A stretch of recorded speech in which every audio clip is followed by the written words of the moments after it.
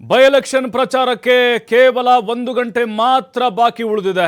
ಎಲ್ಲ ಪಕ್ಷಗಳು ಕೂಡ ಈಗಾಗಲೇ ಕಸರತ್ತು ನಡೆಸ್ತಾ ಇದ್ದಾವೆ. ಅದರಲ್ಲೂ ಕಾಂಗ್ರೆಸ್ ಈ ಒಂದು ಉಪಚುನಾವಣೆಯನ್ನ ಬಹಳ ಪ್ರತಿಷ್ಠೆಯಾಗಿ ತೆಗೆದುಕೊಂಡಿದೆ.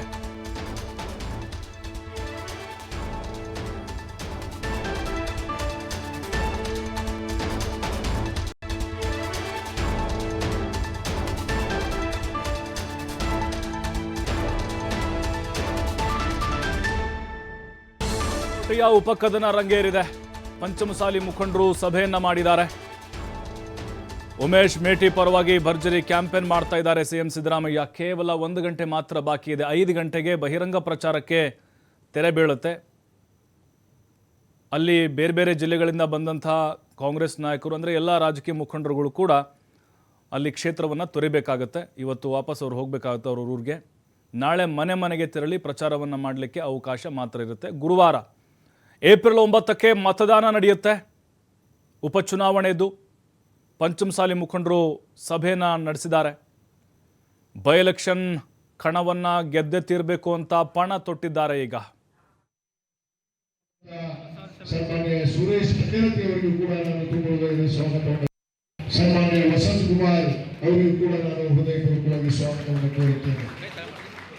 ಅದೇ ತರನಾಗಿ ಕರ್ನಾಟಕ ಗಣ ಸರ್ಕಾರದ ಮಾನ್ಯ ಸಚಿವರು, ಆತ್ಮೀಯ ಸ್ನೇಹಿತರು ಆದಂತಹ ಸನ್ಮಾನ್ಯ ಸುರೇಶ್ ಪಟೇಲತಿ ಅವರಿಗೂ ಕೂಡ ನಾನು ತುಂಬ ಸ್ವಾಗತವನ್ನು, ಸನ್ಮಾನ್ಯ ವಸಂತ್ ಕುಮಾರ್ ಅವರಿಗೂ ಕೂಡ ನಾನು ಹೃದಯಪೂರ್ವಕವಾಗಿ ಸ್ವಾಗತವನ್ನು ಕೋರುತ್ತೇನೆ.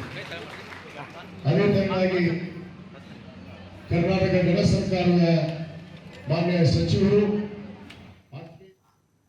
ಬೈ ಎಲೆಕ್ಷನ್ ಬಹಿರಂಗ ಪ್ರಚಾರಕ್ಕೆ ಕೇವಲ 1 ಗಂಟೆ ಮಾತ್ರ ಬಾಕಿ ಇದೆ. 5 ಗಂಟೆ ಮುಗಿಯುತ್ತೆ. ಈಗ ಅಲ್ಲಿ ಲಿಂಗಾಯತ ಪಂಚಮಸಾಲಿ ಮುಖಂಡರ ಒಂದು ಸಭೆ ನಡೆಸಿದ್ದಾರೆ. ಅಂದರೆ ಆ ಸಮುದಾಯಗಳ ಓಲೈಕೆಗೆ ಕಾಂಗ್ರೆಸ್ ನಾಯಕರು ಮುಂದಾಗಿದ್ದಾರೆ. ಇನ್ನು ಹಲವರು ಕೂಡ ಇವತ್ತು ಪಕ್ಷವನ್ನು ಸ್ವಾಗತ ಮಾಡಿದ್ದಾರೆ. ಅಂದರೆ ಬೇರೆ ಬೇರೆ ಪಕ್ಷದಿಂದಲೂ ಕೂಡ ಕಾಂಗ್ರೆಸ್ ಪಕ್ಷಕ್ಕೆ ಬಂದಂಥ ಸಂದರ್ಭ ಕೂಡ ಎದುರಾಯಿತು. ಉಮೇಶ್ ಮೇಟಿ ಅವರಿಗೆ ಬೆಂಬಲ ಕೊಡಬೇಕು ಅಂಥೇಳಿ ಆ ಪಂಚಮಸಾಲಿ ಮುಖಂಡರನ್ನು ಕೂಡ ಕೇಳಾಯಿತು.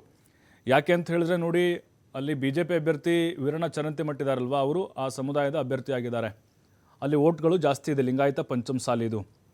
ಈಗ ಮೇಟಿಯವರು ಅಂತ ಬಂದರೆ ಅವರು ಕುರುಬ ಸಮುದಾಯಕ್ಕೆ ಸೇರಿದಂಥವ್ರು.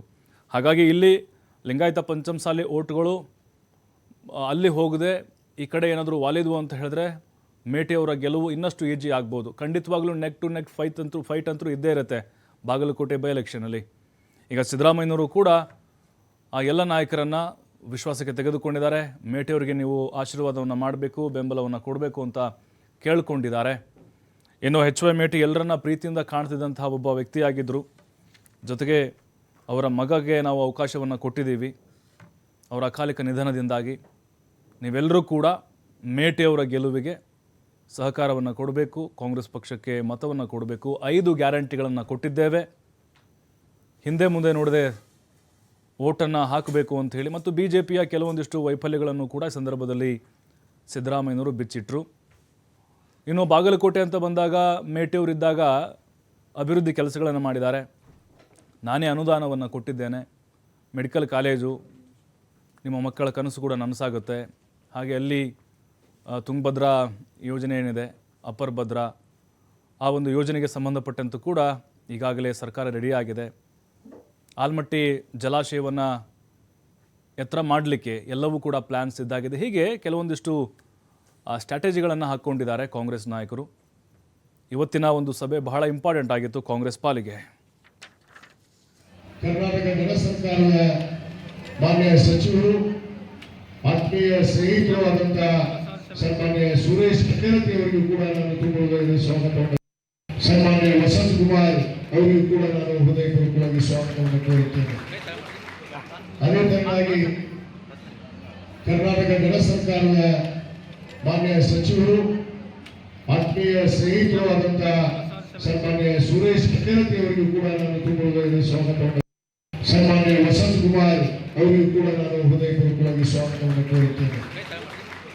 ಅದೇ ತರನಾಗಿ ಕರ್ನಾಟಕ ಗಣ ಸರ್ಕಾರದ ಮಾನ್ಯ ಸಚಿವರು, ಆತ್ಮೀಯ ಸ್ನೇಹಿತರು ಆದಂತಹ ಸನ್ಮಾನ್ಯ ಸುರೇಶ್ ಪಟೇಲತಿ ಅವರಿಗೂ ಕೂಡ ನಾನು ತುಂಬ ಸ್ವಾಗತವನ್ನು, ಸನ್ಮಾನ್ಯ ವಸಂತ್ ಕುಮಾರ್ ಅವರಿಗೂ ಕೂಡ ನಾನು ಹೃದಯಪೂರ್ವಕವಾಗಿ ಸ್ವಾಗತವನ್ನು ಕೋರುತ್ತೇನೆ.